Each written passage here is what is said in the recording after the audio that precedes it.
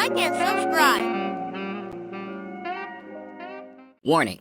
This video is to review the Netflix movie Deliverance. During this video, you will hear words like nigga.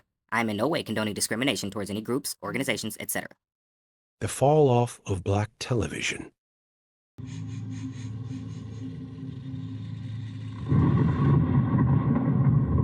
can smell your nappy. Today, we'll be talking about a movie called The Deliverance, directed by Lee Daniels, who is really just like a diet Tyler Perry. Now, why I torture myself, that's not really the real question. You know, I love my fans, I love this to get to the bottom of this coonery. But who asked for this bullshit? The movie follows a black woman named Ebony Jackson and her kids while they're trying to stop a demonic possession in the house, which we don't fucking see in the movie at all. The grandmother Roberta, who is her white mother, is like the freaking savior who stops her from beating on the kids. See, Lee Daniels is used to making trauma porn, so there has to be a black abusive mother nearby. Don't worry, we'll get back to Precious in a moment. The scariest part about this movie is these three big ass kids sharing one room. Apparently the mom is too fucking stupid to realize there's a demonic possession going on inside the house. There's flies coming out of the basement, your son staring off into the atmosphere and dripping milk all over the floor. The kids are coming back from school and they're walking home and boom, little boy get banged in the back of the head with a rock. They go tell their mom. What does the mom do? Does she tell the kids what you're doing is wrong? Does she say go get your parents? Fucking with my son? Bitch ass niggas touch my family again, I swear to God. And call your mama. Rock that hoe too. Miss Ebony, it wasn't even Don't like that. Don't Miss Ebony me, you lying bitch. Who the fuck hit my son? He was just fucking with him. It wasn't even then like fuck that. With somebody else. Reel it in. Lee Daniels, everybody. The man who thinks that when black people's kids are in danger, they will come and beat your kids' asses. Now this is insane because I feel like Lee Daniels is purposefully pandering to black people, but he's missing the mark every single time. We like, alright, we protect our kids, and he's like, Fuck them kids. Fuck the kids? So Ebony's mom, Alberta, has cancer, and she has to go to chemotherapy for her treatments, but that doesn't stop her from pulling all these ugly ass bummy niggas who sitting outside the clinic. So she go in there, and who else does she meet? Omar Epps? That can't be Omar Epps. So, my eyes are correct. So blah blah blah, Ebony is paying for her mom's cancer treatments, which surprises her because she's like, you don't even like me, but whatever. The son gets mad because the mom is touching his money and he pushes her. Boring. But the crazy part is where we get to see Ebony being a full-blown racist. And honestly, it makes it a little hard to have Ebony's back. Man. Call the landlord. I get paid at time of service. I'm not paying for that. We just moved in here. $60 of this shit goes back down there. I don't have it. I got it. I got you. You know. Now go home and fry that shit up with some soy sauce. What the hell you say? I think the movie starts to suffer worse and worse when they bring Monique's bad acting ass into the whole entire script, and she comes into the family's house and just starts going overboard. Till I say we stop. Damn, drop that shit. Look, that you could maintain custody of your kids as long as I monitor the situation. You gonna let her kick her feet up on your couch, though? Where's the front door? It's right here. Here where? Where's here?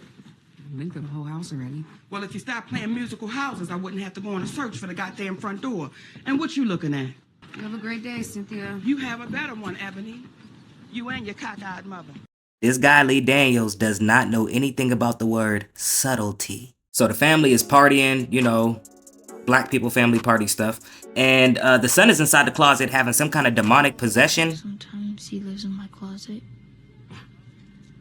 Ebony, what's wrong with your kid? This grown-ass man got a blonde wig on and think that something is wrong with the kid. So Ebony doesn't really care about what's going on with her son, and she continues pounding down shots, dancing, and twerking on niggas. Oh no, the coonery hasn't ended. Check out this next part. That's fine, bitch. Your nigga get me out. Sissy bitch. You stankin' ass bitch. Never.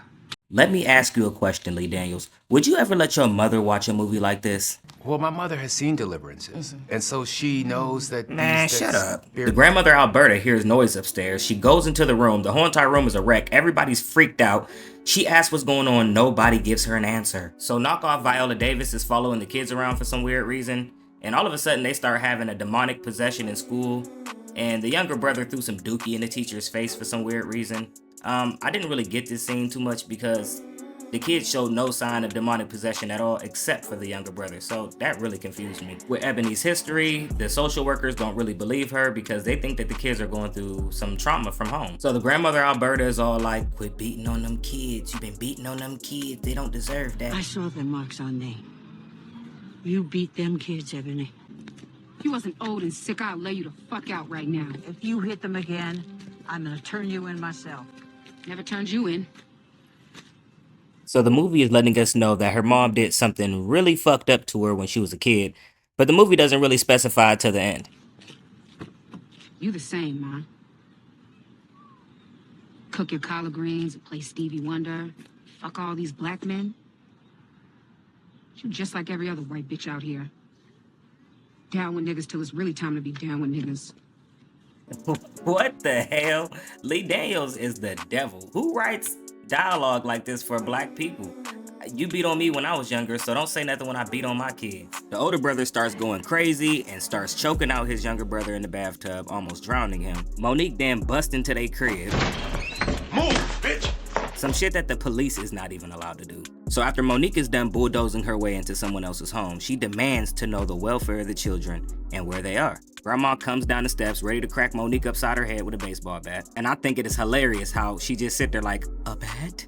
Yeah, bro, you just came in my house. You just bombarded your way into my house. So Monique leave out. Ebony like, ah, shit, they gonna go back and tell on us. And the grandma go chasing Monique out of the house with a baseball bat with Daisy Dukes on, which is probably literally one of the scariest things I've seen in this movie. You got to get your shit together. They're gonna take our babies. So Ebony finds out the lady who's been following them, you know, the knockoff Viola Davis, she actually has something to tell Ebony about how the family who used to live in the house all went crazy through possession, and the mother went crazy and killed the kids. And the husband. Ebony comes back to the house to see it in disarray and that her mom is dropped dead by the ghost. So Ebony's in the car trying to get her kids away from the house and everything, and suddenly she starts hearing something in the back seat. It's all your fault, your mother's dead. What'd you just say to me? What are you saying? What is he saying, Nate? It's all your fault, your mother's dead.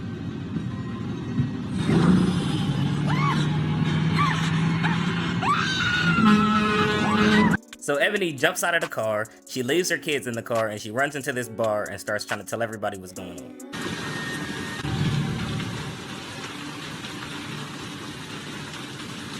Where are we? Nate! Nate, wake up! 6.5 hours later. Yeah, what did you expect? Anybody would have locked this crazy ass lady up. But when she gets out, she gets a hold of knockoff Viola Davis. And knockoff Viola Davis teaches her that spirits are really just fallen angels from heaven, turned into corrupted spirits. At this point, I don't think anybody can really deny the fact that this little boy is possessed by something. Knockoff Viola Davis plays spiritual advisor to Ebony and helps her with her childhood trauma. Okay, this starts to get heavy, and I think we really start to get into Precious territory here. The white mother Alberta, the grandmother, Ebony's mom, she was allowing her boyfriend to SA her when she was just a little girl. Where have I heard that plot before? So knockoff Viola Davis is explaining to Ebony that this created a generational curse and that she needs to find her spirituality. So meanwhile at the hospital, the younger son is being interviewed by Monique, and suddenly he's breaking out of his restraints and crawling on the floor and crawling up the wall like fucking Miles Morales or something. So Ebony and knockoff Viola Davis team up. Ebony breaks into the hospital and tries to get her son back to the house. So back at the house, knockoff Viola Davis is about to sprinkle some type of holy water on the youngest son. And for some idiotic reason, I don't know why, he turns into his grandmother.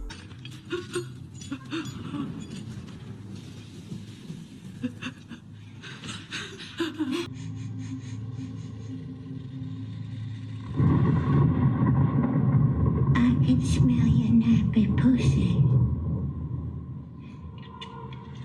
At that very moment, the son starts throwing up inside the hospital. The daughter starts to have a demonic possession as well. And the demon seems like it's winning right now. We also find out that there's more than one demon inside the boy. Hush! Save that boy's soul. You shut up, you hush! He's in here with me. He's in here with us. So the demon gets a hold of knock off Viola Davis and all the kids all at once and starts controlling them, and ultimately knock off Viola Davis perishes. Ebony finds her son inside the basement, but he winds up transforming into her this time. So now this is like a cliche battle of you're your worst enemy type deal. So she has to fight this demon and call on the name of Jesus in order to sizzle this motherfucker and send it back to hell. She finally got the demon out of her youngest son, and it looks like things are going back to normal. Before Ebony is done packing up her house, Monique makes it her business to bombard her just one last time, but I guess it was to come give her a hug. The juvenile courts wind up granting Ebony custody of the kids 6 months later, and they drive off into the sunset, and she never beats her kids ever again. Oh yeah, and it's based off of a true story. So Lee Daniels and Netflix both teamed up to make a sad, mediocre, black horror movie that flopped. But that's not the talking point. The talking point is how Lee Daniels is recycling Precious, literally almost to the T, but just with some horror aspects with it. And I don't think he's even trying to hide it anymore. He's not a very talented dude. This is the same dude who makes shit like Empire and P-Valley and shit like that. This dude grabbed Glenn Close, who is a veteran actress, and like the last time we seen this lady was fucking 101 Dalmatians, and then they take Omar Epps, who hasn't been seen since I was a kid, like literally, and he puts them together as a couple inside the movie, and he thinks that's a good idea. The storytelling is flat, the movie is flat, the actors are actually pretty decent, but everything else sucked. The storytelling, the dialogue, it all fell flat. It was like watching paint dry, literally. Alright, I'm gonna go scrub the taste of this movie out of my mouth. Did you guys like Deliverance? Did you love it? Did you hate it? Tell me down in the comment section. Turn on notifications. Stay updated with your boy Jumpman. And until the next time, I'm out.